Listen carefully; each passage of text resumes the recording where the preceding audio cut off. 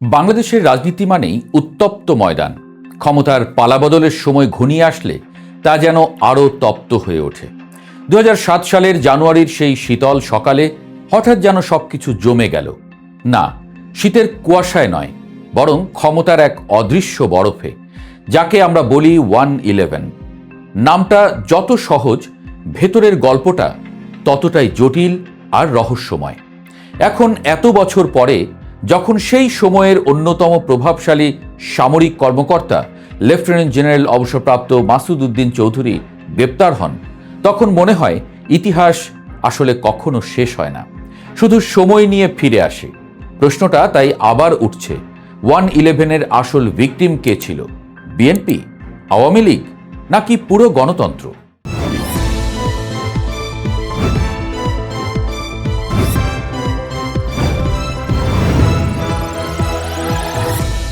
সময়টা 2006।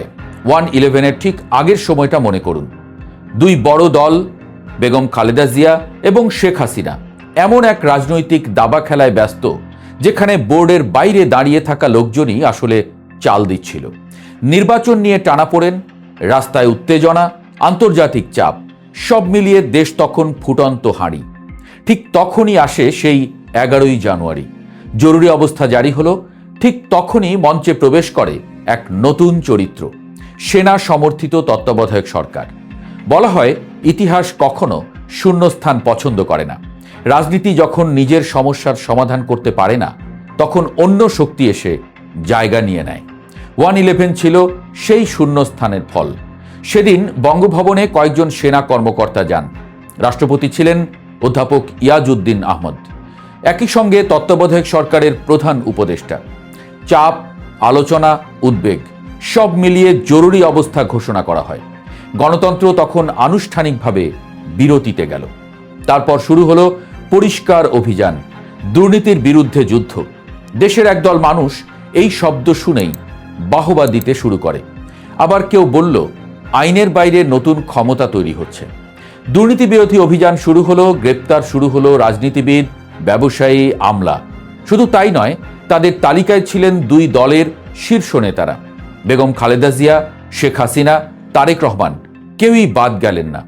এখানেই গল্পটা শুরু, কারণ যে নাটকটা দুর্নীতির বিরুদ্ধে অভিযান নামে শুরু হয়েছিল, সেটাই ধীরে ধীরে হয়ে গেল রাজনৈতিক পুনর্বিন্যাসের মহড়া।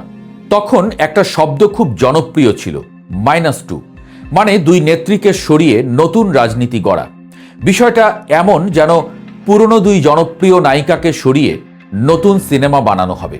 কিন্তু সমস্যা হলো, দর্শক তো পুরনো নায়িকাদের সঙ্গেই অভ্যস্ত, ফলে সেই সিনেমা শুরু হওয়ার আগেই ফ্লপ হয়ে গেল। এখানে এসেই প্রশ্নটা ওঠে, এই পুরো খেলায় সবচেয়ে বড় ভিকটিম কে? প্রথম দৃষ্টিতে মনে হতে পারে সব্বাই, কারণ গ্রেপ্তার হয়েছেন সব দলের নেতা। কিন্তু একটু গভীরে গেলে দেখা যায় গল্পটা ততটা সোজা না। তারেক রহমান, তাকে নিয়ে যে অভিযোগ, যে নির্যাতনের বাস্তবতা, তা রাজনৈতিক আলোচনায় বহুবার এসেছে। যদিও সবকিছু প্রমাণিত নয়, কিন্তু জনমনে একটা ধারণা তৈরি হয়েছে 1-11-এর সবচেয়ে বড় চাপটা গেছে বিএনপির উপর দিয়ে। আরেকদিকে শেখ হাসিনার ক্ষেত্রে দেখা গেল এক ভিন্ন গল্প। ছাড়া পেয়ে তিনি দেশ ছাড়েন, কিন্তু খালেদা জিয়া অনড় থেকে দুই ছেলেকে বিদেশে চিকিৎসার জন্য পাঠিয়ে নিজে দেশে রয়ে যান। তাকে দেখে শেখ হাসিনাও ফিরে আসেন। বিদেশ যাওয়া, পরে ফিরে আসা, নির্বাচন, সব মিলিয়ে শেষ পর্যন্ত ক্ষমতায় ফিরে আসা। যেন দাবার খেলায় একবার চেক খেয়ে শেষমেশ চেকমেট দিয়ে দেওয়া। এখানেই সেই বিখ্যাত বাংলা প্রশ্ন, তাহলে খেলা কার পক্ষে গেল? যদি একটু ঠান্ডা মাথায় দেখি, তাহলে বোঝা যায় 1-11 ছিল এক ধরনের রিসেট বাটন। কিন্তু এই রিসেট সবার জন্য সমান ছিল না। কেউ নতুন করে শুরু করার সুযোগ পেল, কেউ পেল দীর্ঘস্থায়ী ক্ষত। মইনু আহমদের নেতৃত্বে যে সামরিক সমর্থিত কাঠামো তৈরি হয়েছিল, সেখানে কিছু সিদ্ধান্ত ছিল দৃশ্যমান, আর কিছু ছিল অদৃশ্য। আর এই অদৃশ্য অংশটাই সবচেয়ে বেশি বিতর্কের জন্ম দিয়েছে। মাসুদ উদ্দিন চৌধুরীর বর্তমান গ্রেপ্তার যেন সেই পুরনো নাটকের পর্দা আবার টেনে খুলে দিয়েছে। যিনি একসময় ক্ষমতার কেন্দ্রবিন্দুতে ছিলেন, আজ তিনি অভিযুক্ত। এই দৃশ্যটা আমাদের মনে করিয়ে দেয়, বাংলাদেশের রাজনীতিতে স্থায়ী বলে কিছু নেই, শুধু পরিবর্তনটাই স্থায়ী। এখন যদি প্রশ্ন করি, বিএনপি কি 1-11-এর ভিকটিম? উত্তরটা এক লাইনে দেওয়া কঠিন। তবে এটুকু বলা যায়, বিএনপি সেই সময়ে সবচেয়ে বড় ধাক্কাটা খেয়েছিল। নেতৃত্ব সংকট, রাজনৈতিক চাপ, সাংগঠনিক দুর্বলতা সব মিলিয়ে তারা দীর্ঘ সময় ধরে এক প্রভাব বহন করেছে। 1/11 শেষ হওয়ার পর অনেকেই ভেবেছিল এই অধ্যায়ের চরিত্ররা হয়তো ধীরে ধীরে ইতিহাসের আড়ালে হারিয়ে যাবে। কিন্তু বাংলাদেশের রাজনীতির টুইস্টটা এখানে গল্প শেষ হয় না, চরিত্র শুধু পোশাক বদলে ফেলে। মাসুদ উদ্দিন চৌধুরী যে মানুষটি দুর্নীতি বিরোধী অভিযানের অন্যতম মুখ ছিলেন, যার নেতৃত্বে ব্যবসায়ী থেকে রাজনীতিবিদ অনেকে জিজ্ঞাসাবাদের টেবিলে বসেছিলেন, সময়ের সঙ্গে সঙ্গে তার নামই জড়িয়ে গেল নতুন অভিযোগে।